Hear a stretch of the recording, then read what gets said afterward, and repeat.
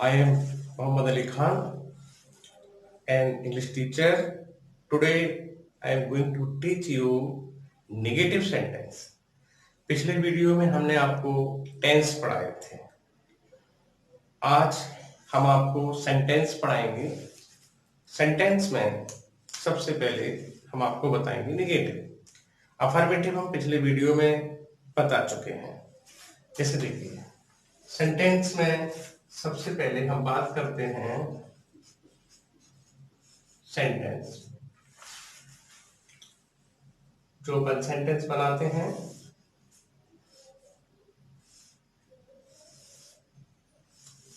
ये होते हैं assertive,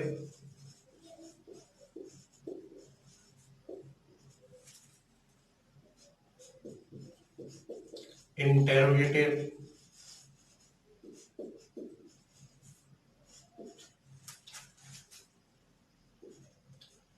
imperative,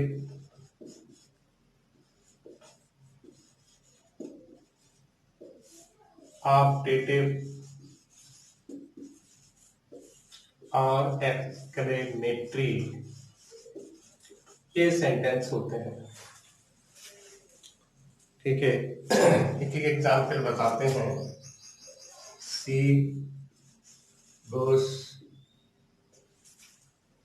C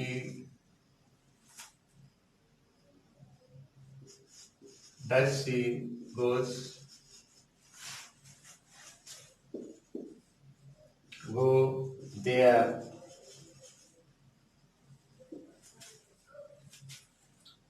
may God bless you, what am I clever। ये होते हैं। तो ये 5 टाइप के जो सेंटेंस होते हैं वो है, एक असर्टिव है, इंटरोगेटिव है, और आपका इम्परेटिव है, और ऑप्टेटिव है, एक्सक्लेमेटरी है। इसमें नेगेटिव कहीं नहीं है, नेगेटिव इसके अंदर आता है। असर्टिव में जो आते हैं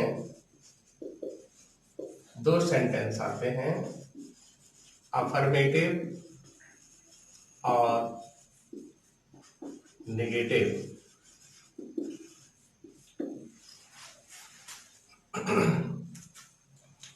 ये हम आपको टेंस में पहले ही पढ़ा चुके हैं। आज चर्चा करेंगे हम नेगेटिव सेंटेंस में। नेगेटिव सेंटेंस बनते हैं नॉट का यूज करके, नो का यूज करके और एडवर्ब या वर्ब को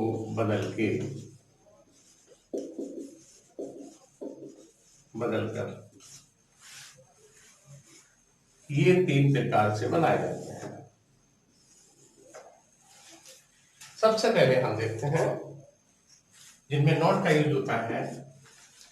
यदि आपके सेंटेंस में हेल्पिंग वर्ब है, सेंटेंस में हेल्पिंग वर्ब है, मेन वर्ब है, तो नॉट का यूज होता है। जैसे सी इज कमिंग, तो इसका नेगेटिव हो जाएगा she is not coming. He has done it. He had not done it। इसका नेगेटिव ये हो गया। हेल्पिंग वर्ब के बाद लगा दो। जहां भी हेल्पिंग वर्ब दी जाए तो हम नॉट लगा देते हैं। यदि 2 हेल्पिंग वर्ब दे दी जाए, जैसे कि, तो क्या करेंगे? सी विल बी कमिंग हियर। इस तरह की अगर 2 हेल्पिंग वर्ब हैं तो हम क्या करेंगे? फर्स्ट हेल्पिंग वर्ब के बाद नॉट लगाते हैं, दूसरी के बाद नहीं लगाते। She will not be coming here. पहली हेल्पिंग वर्ब बी और दूसरी हेल्पिंग वर्ब के बीच में यानी फर्स्ट हेल्पिंग वर्ब के पास नॉट लगाते हैं, चाहे आपका नेगेटिव हो, चाहे आपको इंटरोगेटिव नेगेटिव बनाना हो। जैसे आपको इंटरोगेटिव नेगेटिव बनाना है, क्वेश्चन वर्ड में ले लो, व्हाट हैव यू बीन।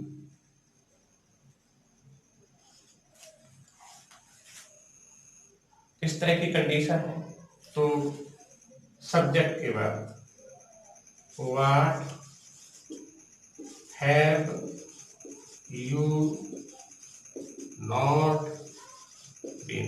कहने का अर्थ ये है कि नॉट हमेशा फर्स्ट हेल्पिंग वर्ब के बाद आता है नेगेटिव में, और इंटरोगेटिव में कभी पहले नहीं आता है, वो सब्जेक्ट के बाद आता है, सब्जेक्ट के साथ आ जाता है। बाकी का जो कुछ भी मटेरियल है वो बाद में चला जाता है।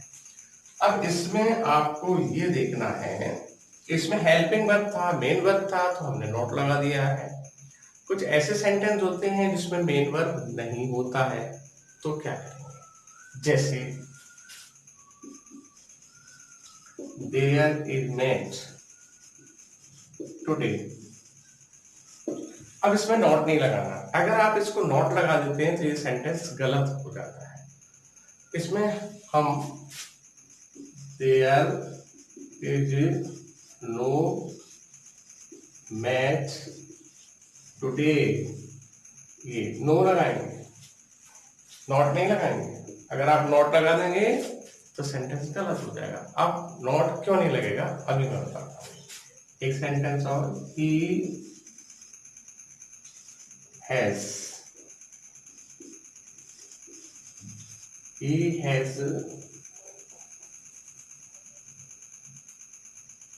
A book.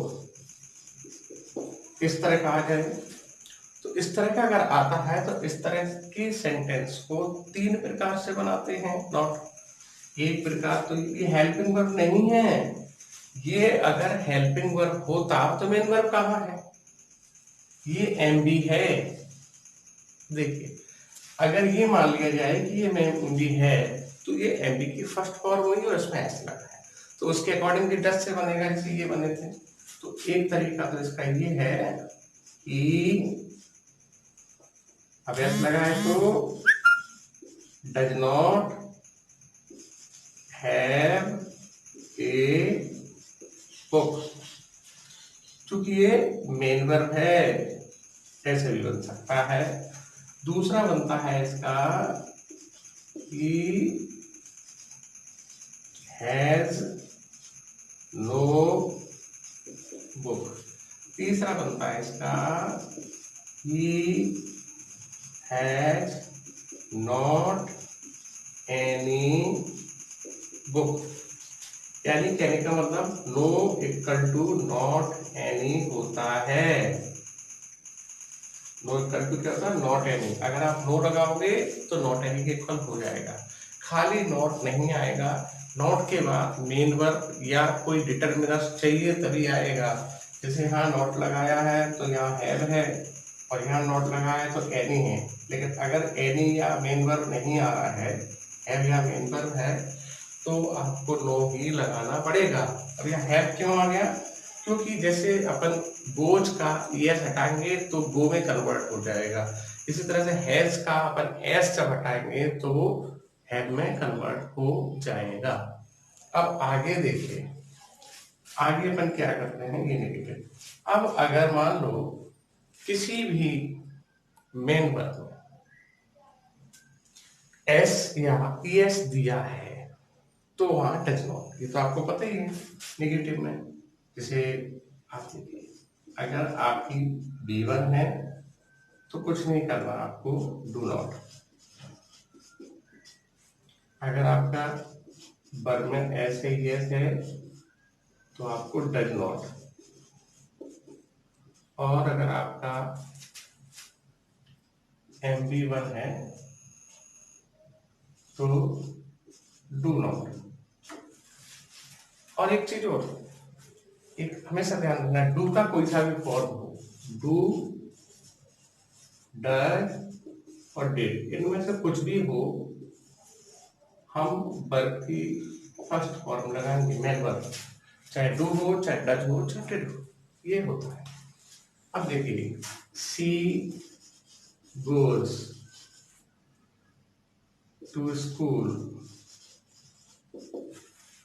तो इसका नेगेटिव बनेगा, यस है she do not go to school. ये कैसे हुआ? जो आपका ये एस जो है वो एस यहां लग जाएगा, तभी तो। जो सिंगुलर वर्ब है वो सिंगुलर नाउन है, सब्जेक्ट है, तो वर्ब सिंगुलर आएगी या नहीं आएगी? आएगी। तो यहाँ सिंगुलर जब सब्जेक्ट है तो जो हेल्पिंग वर्ब है वो भी सिंगुलर आती है, और उसके बाद जो वर्ब आएगी वो प्लूरल ही आएगी। तो अगर गो का ईएस हटा दिया जाए तो ऑटोमेटिक क्या हो जाएगा? गो।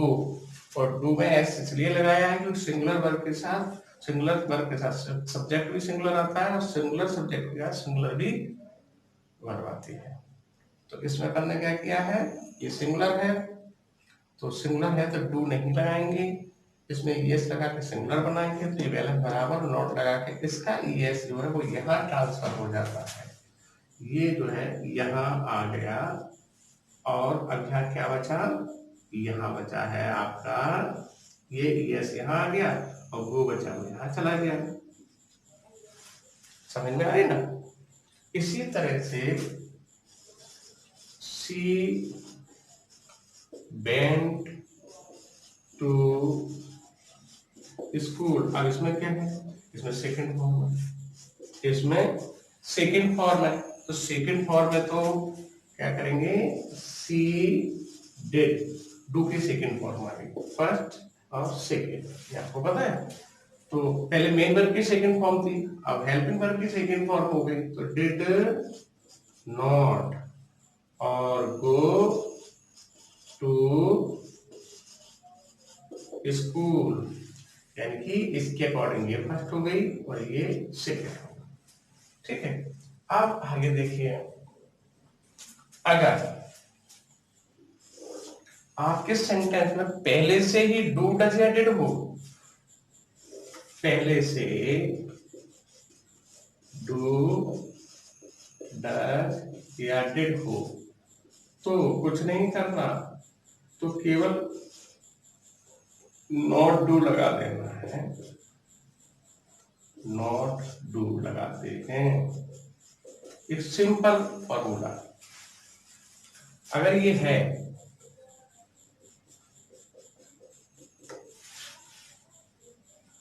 अगर डू डज या डिड पहले से ही दिया है तो हमें क्या करना है? हमें कुछ नहीं करना, उसमें नॉट डू जोड़ना, मतलब ये अपने तरफ से जोड़ना है। जैसे ये देखिए, यहां जो है she does it, she does it है, तो she does not do it. अपन ने क्या किया? जैसा था उसमें नॉट टू जोड़ दिया, कोई सा भी हो। You do it, you do not do it, क्या जोड़ दिया? Not to. कोई नियम याद करने की जरूरत नहीं है। अगर उन्होंने दिया ही डिड इट, तो आप कर देंगे he did not do it.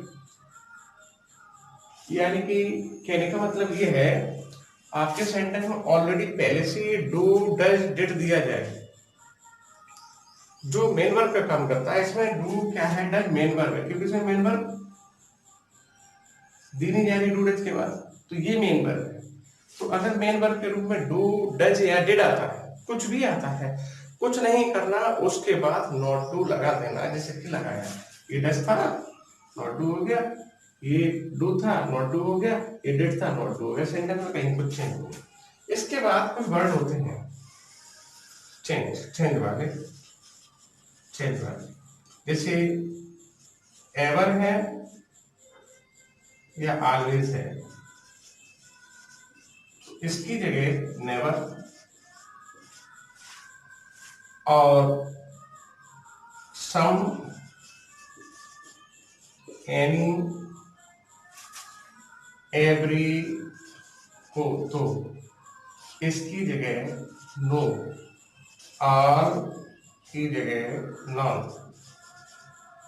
बस आपको ये करना है, इसमें नोट नहीं लगाना है, कुछ नहीं करना, इनकी जगह